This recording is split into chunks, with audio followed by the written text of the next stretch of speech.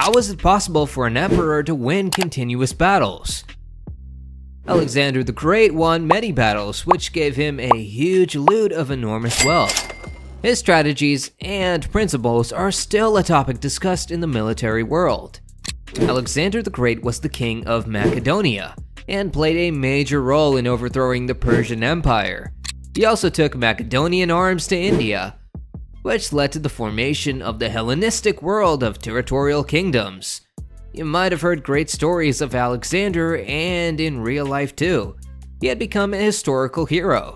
Alexander was born in 356 BC at Pella in Macedonia as the son of Philip II and Olympias. Until he was 16 years old, he was looked after by Aristotle, who was a great scholar. With the help of Aristotle, Alexander mastered philosophy, medicine, and scientific investigation.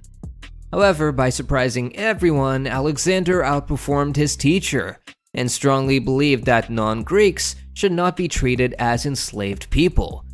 Have you ever had the opportunity to show off your courage? Alexander the Great would have been very happy and proud that his father was able to defeat the allied Greek states. When Alexander was 20 years old, his father was killed by his bodyguard Pausanias.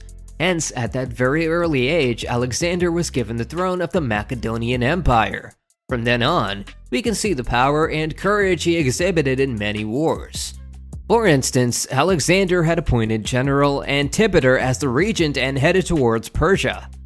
If you take a closer look at Alexander's initial wars, we could see how courageous he is in handling them. Additionally, that burning teenage blood gave him the boost to fight those wars. With that help, Alexander headed towards the south and easily captured the city of Sardes, where he captured each kingdom. Alexander was able to gather enormous amounts of wealth after taking power from the south.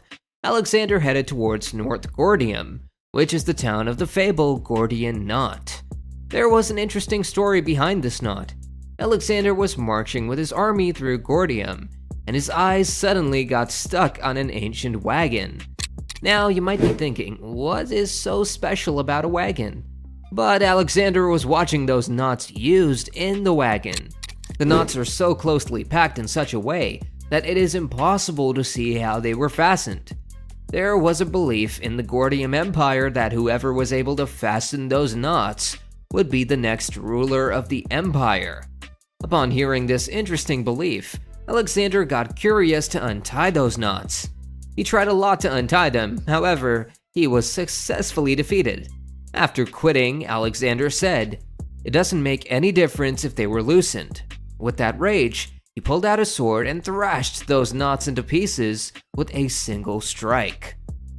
On that same night, Gordium was stuck with a heavy lightning and a thunderstorm. Alexander saw it as a sign that his act had pleased the gods, and then he conquered Egypt and larger parts of Asia. At the very young age of 30, Alexander was able to capture one of the richest empires of that time, Persia. Persia has been like a piggy bank that has accumulated all of its wealth over centuries. The Persian Empire was a gold mine. Their wealth was built with the help of smart leadership, vast trading routes, and tributes from territories they had conquered. Persia is located across several important trade routes, such as the Silk Road. This made the country easily travel to other empires and capture them easily. The Persian Empire was a wealth center with a lot of commodities, gold and silver, which flowed from different parts of Asia and the Near East. Moreover, the empire was filled with a lot of fertile lands and valuable minerals, which made Alexander filthy rich. If you zoom out on the Persian Empire, you know that administrators were well known for their tax collection and tributes. This helps the empire to ensure a steady state of income into their treasuries. Hence, when Alexander defeated Darius III and took the Persian capitals of Susa, Babylon, and Persepolis, he was not actually expanding his territory. Instead, he was hitting a jackpot and gaining access to the vast amount of resources the Persians have been holding for centuries.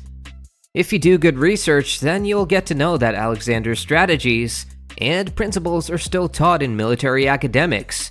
At the age of 18, Alexander took the leadership role in his army and battled with his rivals with impressive speed. This helped him to break his enemy's defense before they could make any move. Now, you might be curious enough to know the exact wealth Alexander got access to after capturing Persia.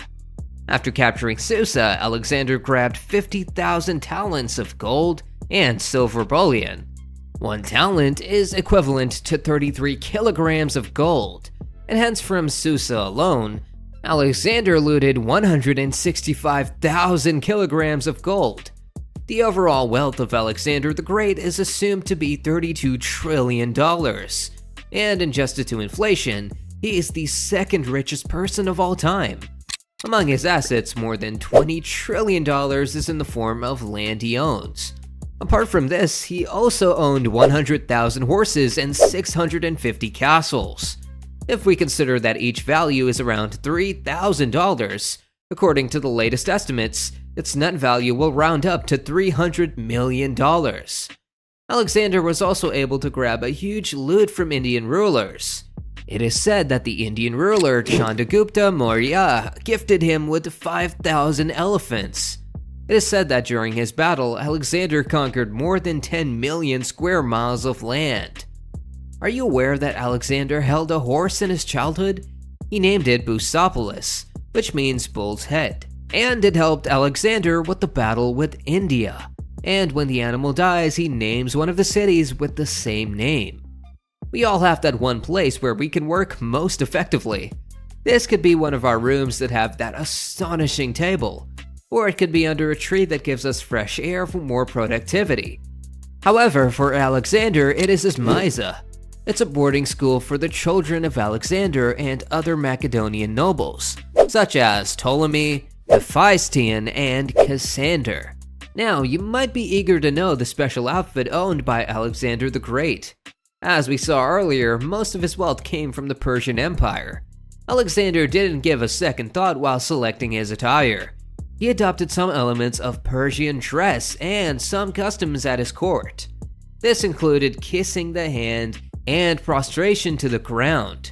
We could see that Persians have been following these customs to their social superiors. Alexander, too, found out that some of his military governors were misbehaving in his absence and executed them without any question.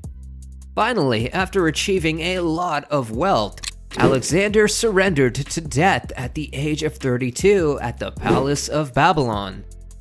Have you got excited after seeing Alexander's enormous wealth? Please share your thoughts in the comments. If you enjoyed exploring Alexander the Great's grand life, please make sure to subscribe to the channel and hit the notification bell